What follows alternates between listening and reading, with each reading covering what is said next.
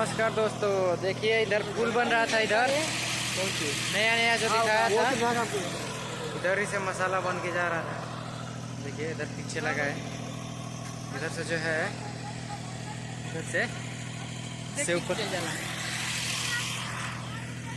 मित्र लोग हमारे फोटो खिंचवा रहे हैं। देखिए इधर पूरा, इधर कैंटीन लगा हुआ है।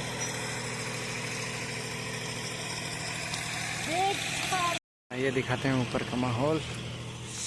चल के